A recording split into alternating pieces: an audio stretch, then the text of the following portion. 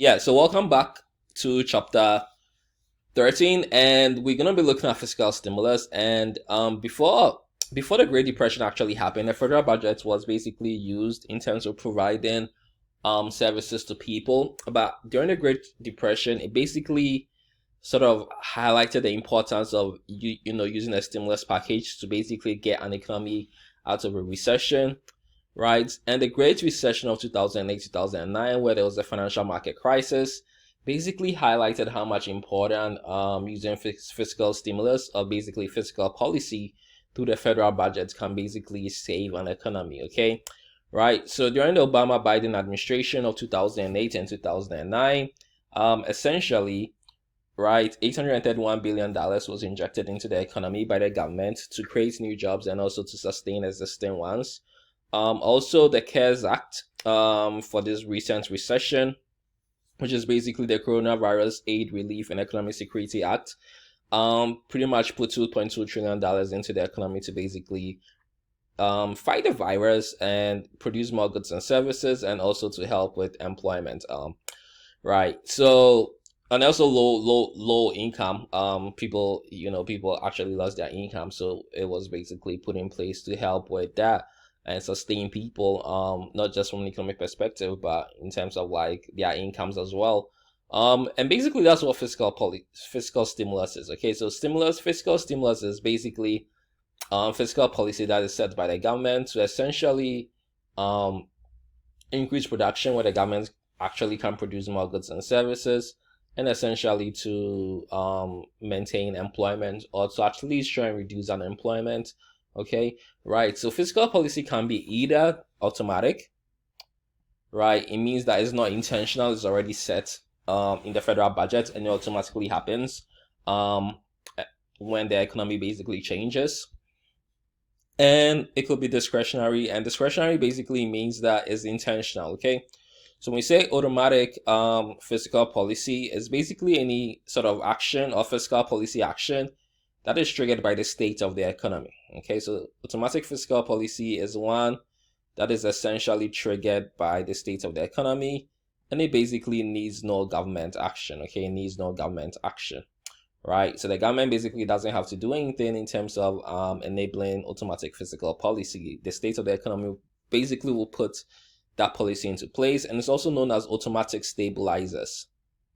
Okay, so it's known as automatic stabilizers, right? And discretionary is more important, and discretionary is geared towards stimulating aggregate demand. And basically, it's always initiated by act of Congress. So, for example, the American Reinvestment and Recovery Act was basically initiated by Congress. The CARES Act for the coronavirus is basically initiated by Congress, and Congress is currently sort of debating whether there should be another round of stimulus packages in terms of the $1,200 stimulus checks. Okay, and basically that is discretionary. It tends to be more intentional. Okay, right. Now there's some parts of chapter 13 I'm not gonna go through because I feel it's complicated, and at the same time I feel like we don't need to know it. Okay, so I'm gonna make your lives really easy and make it a bit less quantitative than it usually is. Okay, right. So there are two items in the government budget or the federal budget that basically change when the economy basically changes, right? Or two items that basically act as automatic stabilizers, right? Or automatic fiscal policy. It's basically the government tax revenue, and we'll look at these in more detail. Okay, so remember the federal budget is basically two sides. You have revenue and you have government spending. Okay, so revenue is basically receipts, right? This is money that flows into the government. And then you have outlays, okay, expenditure. Okay, so outlays are essentially expenditure, okay? And then you have what we call needs tested spending, okay? So needs tested spending, and we'll look at this in more detail, but needs tested spending is basically spending by the government on certain governmental programs like unemployment benefits or food stamps, okay? Now, how does automatic changes in tax revenues basically occur? Now, when the government basically sets the tax structure, we know that the tax structure in the United States is basically progressive, Okay, so tax structure tends to be progressive.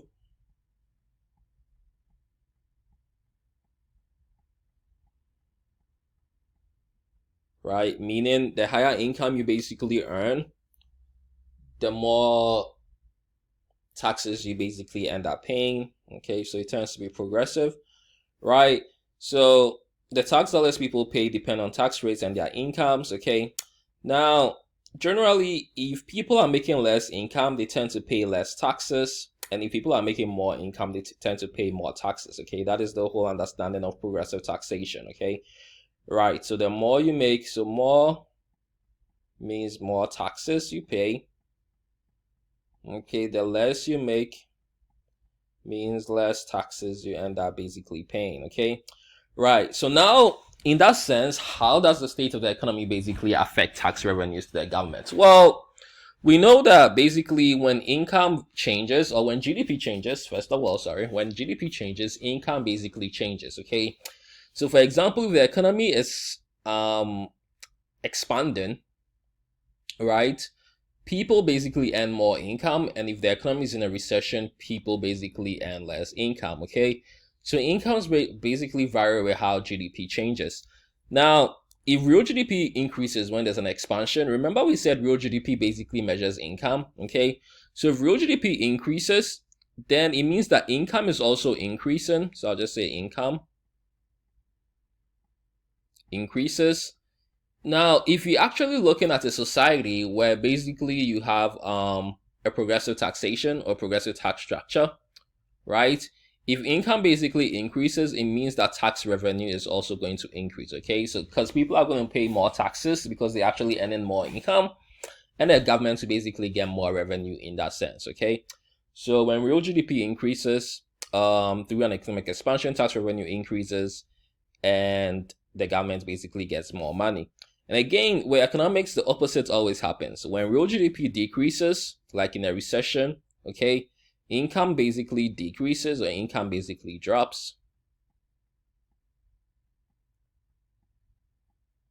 And tax revenue basically decrease. Okay, so if you're making less money, you don't pay as much taxes. Okay, and tax revenues basically decrease. Okay, so that is how automatic changes in tax revenues basically occur.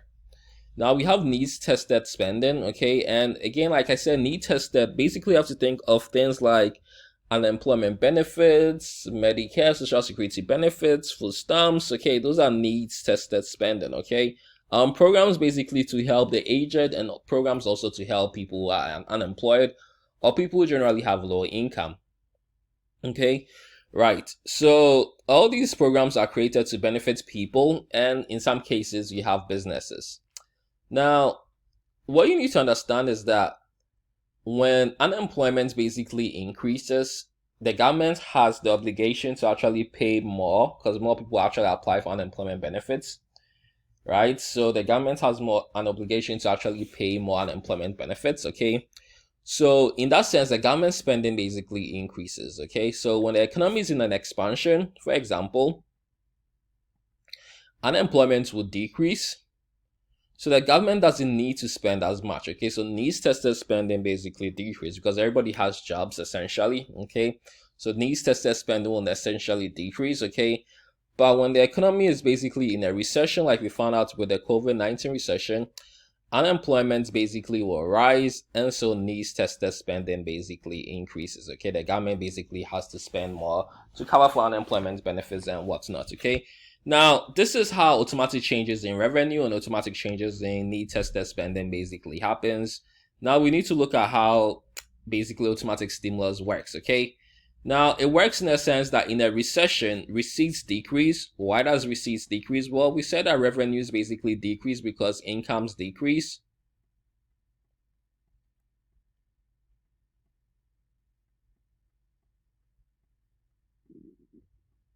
Okay, and expenditure basically increases. Expenditure increases because you have to pay more for needs tested spending. Now, if there's a recession, one way to basically cure a recession, and like we said this before, we looked at it in chapter 12 and chapter 10, one way to basically cure a recession is basically to increase spending. Okay, so it's basically to increase spending, right?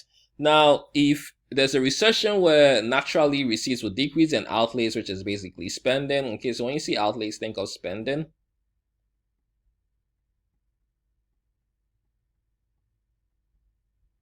Increases. Okay, in that sense, if spending is increasing, the budget serves as an automatic stimulus package that you don't necessarily need any conscious effort to basically make. Okay, and that will close the recessionary gap. Again, we said recessionary gap is when actual GDP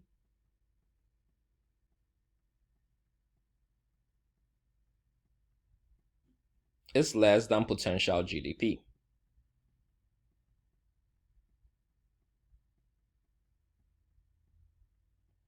Okay, right. So to close the recessionary gap, right, you want to improve actual GDP. You want to increase actual GDP is less than potential GDP, sorry.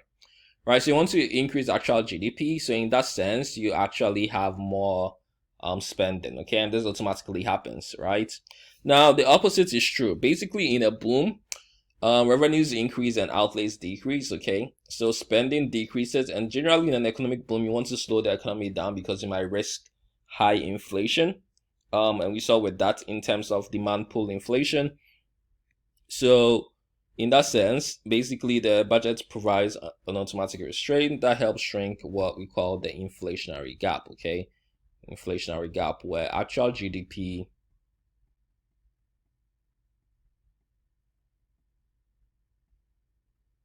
is greater than potential GDP.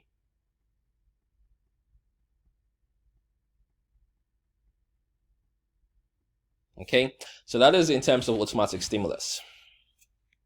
Now you have discretionary fiscal stimulus.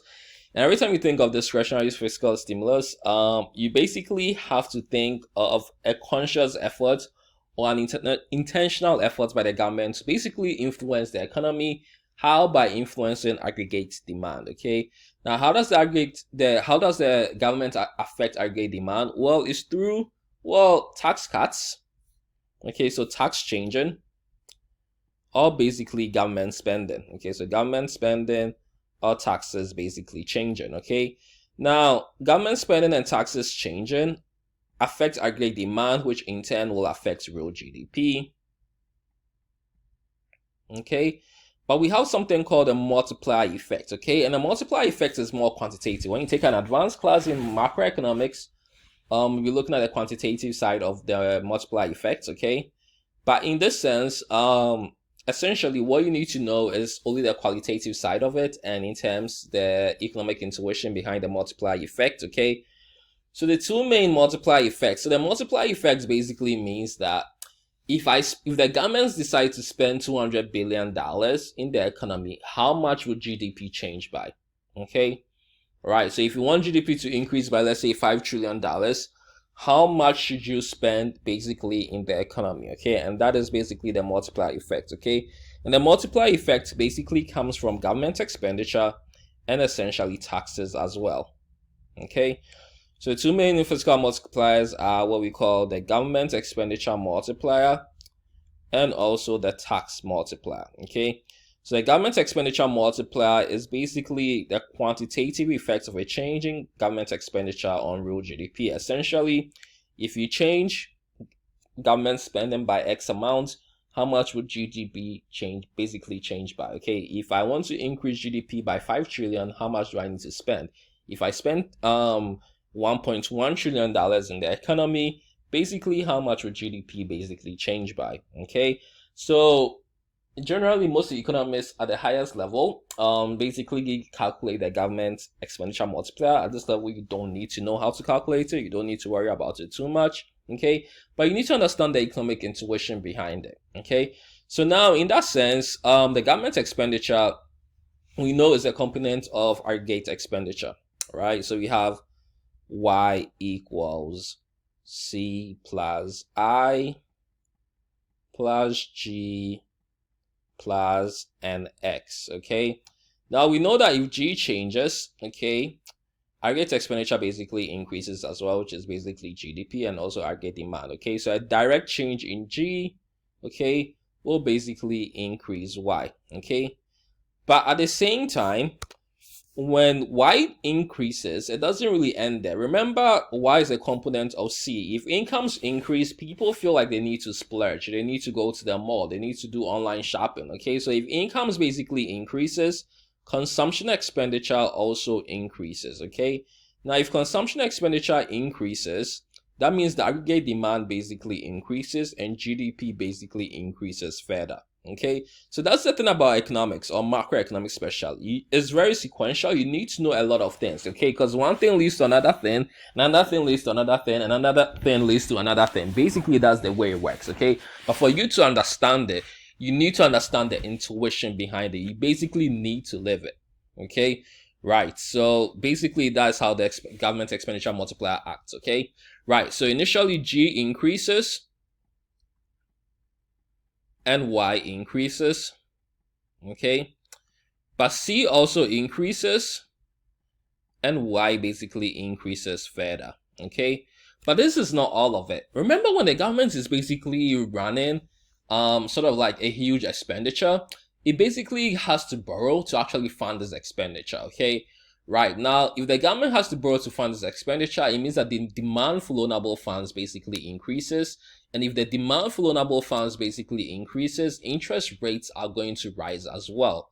Now, if interest rates basically increase, investment becomes more expensive, okay? Firms don't invest as much, okay? So in that sense, investment decreases, and that investment decreasing will basically offset the increase in Y a bit, okay? But it's not too strong of an effect, okay? Right, so investments will decrease because interest rates are basically rising due to the fact that government borrowing is increasing. And even this, we call it a crowding out effect. Remember we said a crowding out effect in chapter 7. So crowding out effect.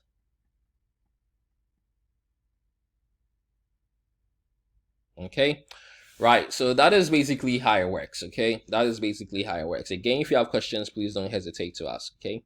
Now, the final thing in terms of the multiplier effect is basically the tax multiplier. Now, if the government decides to cut taxes, right? So, for example, we have the Trump tax cuts. If the government decides to cut taxes by a certain amount, okay, basically, how will that affect aggregate demand, and eventually, how will that affect GDP? And that is essentially the tax multiplier, okay? Again, we don't need to know how to calculate it. That'll be for another class, okay? But essentially, all right, we know that tax cuts tend to be less effective than government spending, okay? So if you want to stimulate the economy, or basically want to drive the economy out of recession, basically you need to spend, the government needs to do heavy spending, or basically spend a lot, okay? Right, now final thing, or the final sort of disadvantage of fiscal stimulus or fiscal policy is basically what we call time lags, okay? So time lags is basically, it involves like the time basically discretionary fiscal policy basically is set, and the time it basically takes to have an effect on the economy, okay? Right, so it's seriously hampered by 3 time lags. We have the first one called recognition lag. Recognition lag is the time you actually realize that you're in a recession, okay? The time you realize that you're in a recession, it might probably be too late in the sense that unemployment rates is high, income levels have dropped, and people are actually suffering as a result, okay? So now it takes a while for you to realize that you're in a recession, and then it's going to take a while for you to know how much to basically spend. So that is a recognition lag, okay? That's the recognition lag. So that's sort of like a defect of fiscal stimulus, at least with discretionary fiscal stimulus, okay? And then we have the lawmaking lag. So the lawmaking lag is that, okay, now you know you need to spend X amount of dollars. Now you need to take it to Congress for them to basically pass it, okay? And now Congress has to debate on it for so long, right? They're currently still debating on the second stimulus package, okay? Right? Even though people are still losing out in terms of income and whatnot, they're still debating on it, okay? So Congress has to debate on it, and still at that point, the recession is going on. The recession is not waiting for Congress, okay? Right, so the lawmaking lag is basically the time it takes Congress to pass the laws needed to change taxes or basically spending. And then finally, we have the impact lag, which I think is the most important of all, okay? Now Congress passes the bill or the act, basically, and now essentially you basically spend a lot, but how long is it going to take for it to sort of have any ramifications in the economy, okay?